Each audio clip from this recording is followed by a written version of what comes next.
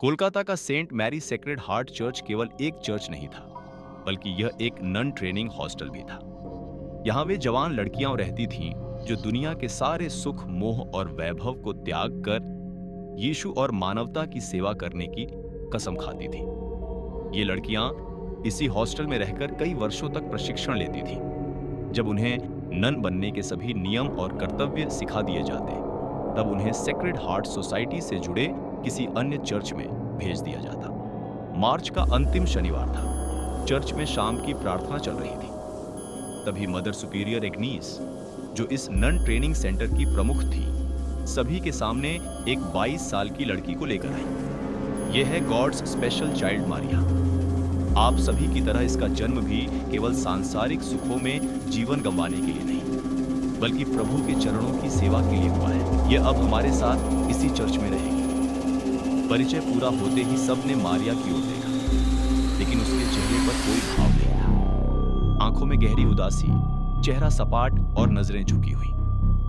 उसने किसी से नजर नहीं मिलाई। जैसे ही मदर एग्नीस ने बोलना खत्म किया, मारिया बिना कुछ कहे चुपचाप अपने कमरे की ओर चली गई। रूमा, जो उसी हॉस्टल में रहती थी, मुस्कुराकर बोली, तुम्हें वो लड़की अजीब नहीं लगी? ऐसा लगा जैसे उसे जबरदस्ती यहाँ भेजा गया। उसकी आंखों में कुछ है, कुछ गलत है। मोनिका ने उसे टोका। अगर मदर एग्नीस ने सुनी, परेशानी हो जाएगी। छोड़ो, अगर कुछ होगा तो वो खुद बताएगी। लेकिन रूमा का मन बेचैन था। अगले दिन सुबह प्रार्थना के समय रूमा ने देखा कि मारिया सबसे पीछे खड़ी थी और कुछ अजीब सा बड़बड़ा रही थी। ऐसा लग रहा था जैसे वह प्रार्थना से बचने की कोशिश कर रही थी। रूमा धीरे धीरे उसके पास गई और उसके शब्द सुनने लगी। मारिया की आवाज साफ नहीं थी, लेकिन उसमें कुछ भयावह था। वह किसी एक इंसान की तरह नहीं, बल्कि दोहरी आवाज में बोल रही थी। रूमा के शरीर में सिहरन दौड़ गई। इस लड़की में कुछ तो गड़बड़ है। रूमा ने मन ही मन तय कर लिया, मैं इसका सच जानकर रहूंगी। उस रात जब सभी नन सो गई, रूमा चुपचाप मारिया के कमरे की खिड़की तक पहुंची और अंदर झांका। अंदर का दृश्य देखकर उसके रोंगटे खड़े हो गए। मारिया एक कुर्सी पर बैठी थी, लेकिन इंसानों की तरह नहीं। उसका शरीर अजीब तरह से मरोड़ा हुआ था। हाथ पैर आपस में गुथे हुए, गर्दन एक ओर मुड़ी हुई। ऐसा लग रहा था जैसे वह कोई इंसान नहीं, बल्कि टूटी फूटी रबर की गुड़िया हो। अचानक मारिया ने अपनी गर्दन झटके से रूमा की ओर घुमा दी। उसका चेहरा देखकर रूमा चीख पड़ी। मारिया की आंखों के चारों ओर गहरे काले गड्ढे थे, बाल बिखरे हुए और दांत इतने काले जैसे जलते हुए कोयले हों। रूमा की चीख सुनकर मदर एग्नीस और बाकी नन दौड़ कर आई। रूमा जमीन पर गिरी हुई थी, सांस लेने में संघर्ष कर रही थी। मदर एग्नीस ने खिड़की से अंदर झांका और उनके हाथ से क्रॉस छूटते छूटते बचा। ओह जीसस, ये क्या है? वे क्रॉस लेकर अंदर गई। तभी मारिया कुर्सी से कूदकर जमीन पर आ गई और किसी जंगली जानवर की तरह गुर्राने लगी। उसकी आंखें काली हो चुकी थी। अचानक उसने मदर एग्नीस पर झपट्टा मारा और उनके हाथ का मांस दांतों से नोच लिया। चर्च में चीख पुकार मच गई। फादर स्टीव को बुलाया गया। उन्होंने तुरंत समझ लिया, यह कोई बीमारी नहीं थी, यह शैतानी ताकत थी। अगले दिन सामूहिक प्रार्थना के साथ पवित्र जल छिड़का गया। कुछ देर के लिए मारिया शांत हो गई, लेकिन उसके शरीर पर जहां जहां जल पड़ा, वहां छाले पड़ गए, जैसे तेजाब से जल गई हो।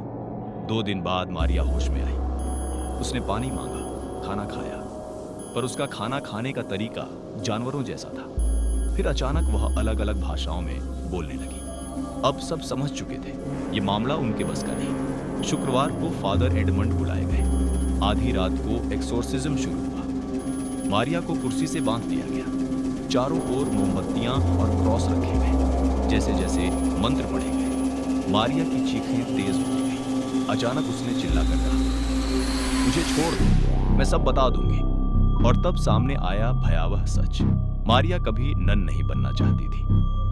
वह शादी करके खुशहाल जीवन चाहती थी। सिटी चर्च में गाना गाती थी। वहीं उसकी जिंदगी में फादर नील आया। दोनों के बीच रिश्ता बना और फिर मारिया गर्भवती हो गई। चर्च की इज्जत बचाने के लिए फादर नील और मदर एग्नीस ने मिलकर एक पाप किया। झूठी दवाइयों से समय से पहले प्रसव कराया गया। बच्चा जिंदा पैदा हुआ, लेकिन उसे चर्च के कब्रिस्तान में जिंदा दफना दिया गया।